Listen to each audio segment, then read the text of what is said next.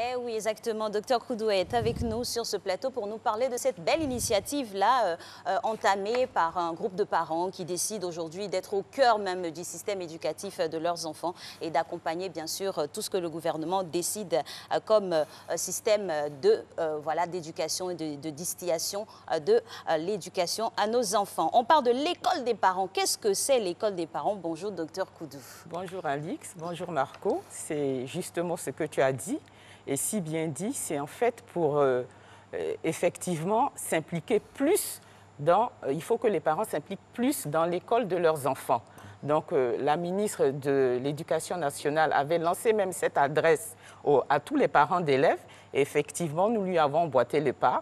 Et nous sommes des parents d'élèves qui allons vers les établissements scolaires pour pouvoir justement encourager tous les parents à s'intéresser de tous les thèmes de l'éducation, toutes les difficultés qu'ils rencontrent. C'est joli, hein, l'école des parents. Ça semble inattendu, ça semble antinomique, et pourtant c'est tellement proche. Ce sont des notions tellement voisines. Le fait de l'école et puis la parentalité aussi, c'est une école parce qu'on y apprend beaucoup. Effectivement, Marco, parce que c'est pas parce qu'on a un piano à la maison qu'on devient pianiste. La même chose, les enfants, c'est pas parce qu'on en a à la maison qu'on sait forcément comment s'y prendre avec eux, comment les éduquer. Donc si on fédère toutes nos énergies, si on se rencontre et qu'on parle des thématiques qui nous intéressent tous, on peut puiser chez les uns et les autres des idées qui ont marché et que nous, après, nous allons dupliquer au sein de notre foyer. C'est pour ça qu'on parle d'école des parents, parce que le parent doit apprendre à être parent. Justement, avec cette belle initiative-là, on se demande quel est son but principal. Donc, justement, le but, c'est de, comme on a l'habitude de dire, de renforcer les capacités des parents à être de meilleurs parents. Donc, 90% des adultes que nous sommes n'avons pas parlé, par exemple, avec nos parents de ce qu'est l'éducation sexuelle. Mais aujourd'hui, c'est une thématique très importante et on ne peut pas laisser la responsabilité rien que aux spécialistes de l'éducation, donc les enseignants, le personnel administratif, concernant ce thème. Il faut aussi que les parents parlent, par exemple, d'éducation sexuelle et d'affectivité à leurs enfants, qui transmettent les valeurs les plus importantes. Alors, sur ce thème, quand on encourage les parents, il y a certains parents qui me disent « Oui, mais je ne suis pas un exemple, c'est difficile, comment je fais de... » Parler, par exemple, de sexualité aux enfants, je n'ai peut-être pas forcément vécu ce que je voudrais dire. Et c'est là que je dis que un médecin malade peut soigner, ou bien un gynécologue homme peut faire l'accouchement d'une femme alors qu'il ne va jamais faire lui-même l'expérience de la grossesse. Donc, on est ensemble parents, on transmet des valeurs et il ne faut pas qu'on se sente parfois... pas autorisé à transmettre des valeurs peut-être qu'on a du mal à vivre. Il ne s'agit pas de ça. Il s'agit de donner aux enfants le meilleur de nous-mêmes. Donc l'école des parents, c'est vraiment apprendre ensemble et après transmettre nos valeurs aux enfants. Le mot valeur a tout son sens avec cette initiative. En tout cas, félicitations pour tout ce que vous faites. Moi, la question que je me reposais, il y a une initiative que j'aime bien en tant que parent quand je vais à l'école de mes enfants, c'est-à-dire que chaque année, chaque parent vient et il expose sur son métier, ce qu'il fait. Et ça, c'est magnifique parce que ça permet justement de transmettre des valeurs, non?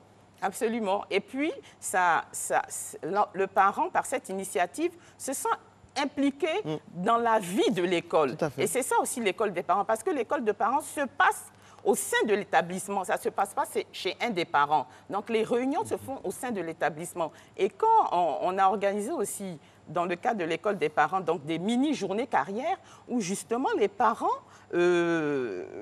expliquaient un peu le métier qu'ils avaient, le métier qu'ils exercent aux enfants et aux parents. On avait invité aussi les parents parce que les parents doivent donner des conseils sur l'orientation des enfants. Et dans cette école, c'était vraiment très mignon parce qu'il y avait dans une école, un collège public à Vridi. Donc, vous voyez, il y avait des parents qui étaient dockers, des mères de famille, qui sont arrivés à 11h30 et qui m'ont dit « Bon, maman, quoi, si c'est vrai, moi, je ne comprends rien, mais voici, ma fille parle lui. » Donc, on voyait vraiment les parents qui avaient envie de s'impliquer, c'est ça. Il ne s'agit pas d'être très intellectuel, non. Dès qu'on est parent, il faut vraiment se sentir impliqué sur toute la thématique qui concerne l'éducation des enfants et au sein de l'établissement. Donc, il ne faut pas hésiter, c'est pour tout le monde, ce n'est pas simplement pour ceux qui sont allés à l'école. Et même à l'intérieur du pays, il y a aussi des écoles de parents qui se montent. Et là-bas, les thématiques sont différentes. Vous savez que l'État a pris une très belle initiative des collèges de proximité pour résoudre justement un problème aussi qui est les grossesses en milieu scolaire. Et ça, c'est fantastique. Donc, il n'y en a pas partout, mais on commence à donner une réponse. Donc, l'école des parents aussi est en train de réfléchir quelle est l'implication, l'engagement que les parents prennent justement pour freiner les grossesses scolaires. Donc ça, à l'intérieur du pays, c'est une thématique qui intéresse beaucoup les parents. Docteur, à vous entendre parler, on est tout de suite interpellé en tant que parents. On se demande comment faire pour adhérer à cette belle initiative et apporter aussi sa pierre à l'édification et puis au développement de nos enfants. Justement, c'est pour ça que je me présente plus comme mère de famille et épouse que comme docteur, parce que c'est au titre de parents d'élèves que je parle. Et votre vie associative. Et, voilà. Et donc, tout parent d'élève qui se rend compte qu'il doit s'impliquer dans la vie de l'établissement de son enfant peut proposer justement aux chefs d'établissement, aux éducateurs, cette initiative d'école des parents et installer l'école des parents. Donc, quand on fréquente les professionnels de l'éducation, on voit que c'est des personnes fantastiques et qui sont enchantées que les parents s'intéressent justement à ce qui se passe au sein de l'établissement. Mais ce pas, on ne le fait pas souvent. Chaque fois, parfois, on dit, bon, j'ai payé la scolarité, j'ai payé les fournitures, j'ai fait mon devoir. Or, il faut aller un peu plus devant. Donc, les parents... Personne n'a une autorité, personne n'est qualifié de dehors pour monter une école des parents. Non, il suffit simplement de le vouloir et d'aller vers le chef d'établissement, de dire, écoutez, moi je veux monter une école des parents. Et tout de suite, eux, ce sont des professionnels, ils vont vous donner le cadre. D'accord. Merci infiniment à vous, docteur Koudou Marie-Claude Kouassi. C'est toujours un plaisir d'avoir ce genre d'invités-là, ces personnes-là qui nous font aimer les réalités pratiques, pragmatiques. Là, il s'agit des parents. Nous sommes tous parents, tontons, même si on n'est pas directement lié à un enfant. Mais en tout cas, on a cette charge-là, on a cette passion à insuffler, cette passion de la vie avec tous ces critères. Merci infiniment.